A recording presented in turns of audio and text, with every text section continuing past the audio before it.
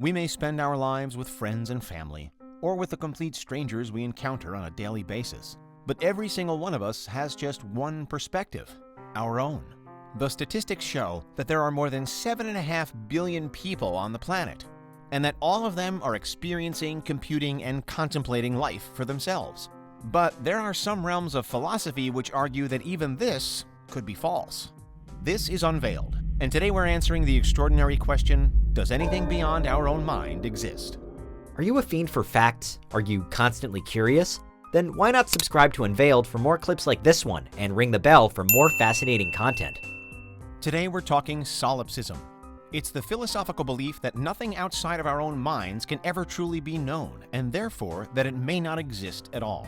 Solipsism isn't the total dismissal of genuine physical reality, and there are various grades to it, with some being more severe than others. But it is an acknowledgement in general that it will always be impossible to confirm that anything beyond the mind is real. It's a contentious idea, because many argue that evidence against solipsism is literally right in front of our eyes or right under our noses. What we do know is that we all experience the world through our senses, the 5 main ones being sight, hearing, touch, taste, and smell. We then also know that we all comprehend a world that's similar enough for us to be able to communicate with and understand each other. We have ways of categorizing and cross-referencing what we see, taste, feel, and so on. So with this in mind, how can solipsism work? Most main arguments rest on the idea that we never actually experience those 5 senses directly. Instead, our minds encounter and interpret a kind of data.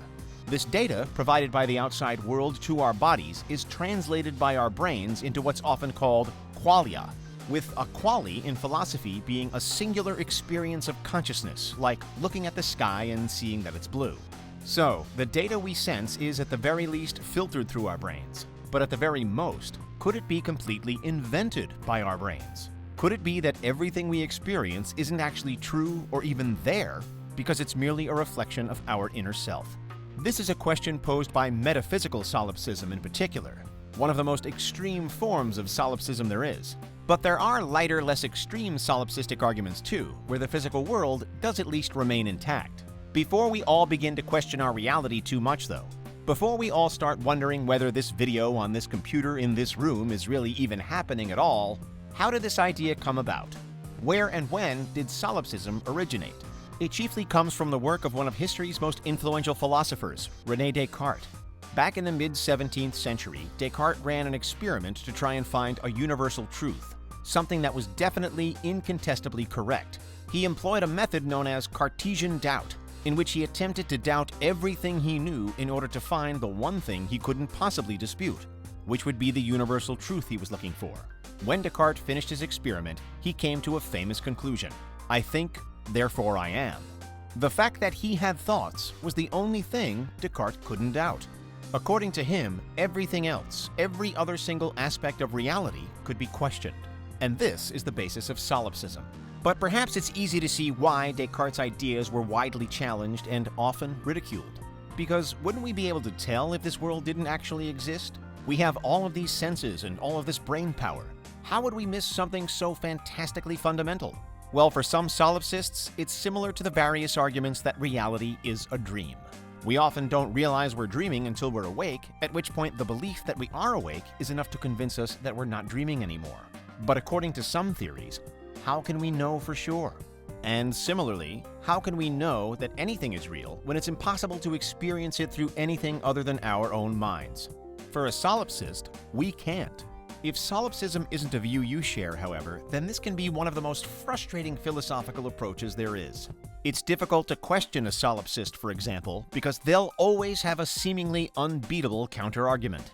They can, like Descartes, simply go ahead and doubt absolutely everything besides their own existence, which at the top end of the scale means that they might not even believe in basic objective knowledge. Even the simplest facts that the majority of people take for granted, like grass being green or the sky being blue, can feasibly be doubted by a solipsist. They would ask, how do you know the sky is blue? What does blue mean? Is it the same for you as it is for me? What if I'm blind or colorblind? Does blue still exist then? Zooming further out, we know that there are plenty of things in the wider cosmos that no human being can perceive at all. Things like light waves that are outside the visible spectrum. But for other animals with eyes that have a different structure to ours, this seemingly invisible light is totally visible to them. So does this mean that light in general doesn't exist? That what we understand to be light is only an invention of our particular minds? The world looks very different to a mantis shrimp, for example, because it sees more colors than most of the rest of the animal kingdom. Its reality is different to ours because of how it interprets light. But in other ways, there could be two human beings with radically different experiences of reality as well. How can we possibly know whose reality is the right one? How can we possibly prove anything beyond our own thoughts to our own selves? While you may struggle to counter a solipsist, however, there are other philosophical movements which defy it, one of which being logical positivism. Here, only observable, testable science has meaning. It's the belief that scientific knowledge with hard evidence should be the basis of all facts, and that metaphysical ideas like solipsism are meaningless. Logical positivism says that because there is plenty of scientific evidence that the world exists, and that it is perceived by us, then it must be true. Under the principle of Occam's razor, which argues that the simplest answer is usually the correct one, logical positivism wins out over solipsism almost every time. So if over the course of this video you found yourself shaking your head at the solipsistic way of thinking, then perhaps you are a logical positivist. Or more likely, you're somewhere in between. If everyone was a solipsist, human society would certainly be a much changed place. Nobody would view anybody else as real, and all human interactions would be made with a single goal of self-improvement. The single goal of making the world a better place, but only for you, as you experience it inside your own mind. While this needn't automatically lead to meanness, intolerance, and evil, in many cases, it probably would do. What reason would anyone have to be kind to anyone else if they truly believed that nobody else was real? How quickly would love and empathy for others disappear if no one even believed in anyone else's existence? Thankfully, humans are naturally social, communal creatures. We rely on one another, we form friendships, and we build large civilizations consisting of valued members in intricate societies. We strive to communicate and to share our experiences, feelings, and knowledge with other people. We interpret the world around us, react to it, and hopefully make a positive impact. In this way, a solipsistic worldview appears to go against human nature. And yet, as Descartes was demonstrating with his immortal line, "I think, therefore I am," we can't conclusively prove solipsism to be right or wrong. Perhaps the meaning of life really is entwined in the inner workings of the individual mind, and nothing in the physical world really truly exists. Or perhaps we should accept only the observable data, as a logical positivist would, and state with absolute certainty that the sky is blue, and that's that. The beauty of the human mind is that there are so many subtle interpretations between one and the other. What do you think? Is there anything we missed? Let us know in the comments, check out these other clips from Unveiled, and make sure you subscribe and ring the bell for our latest content.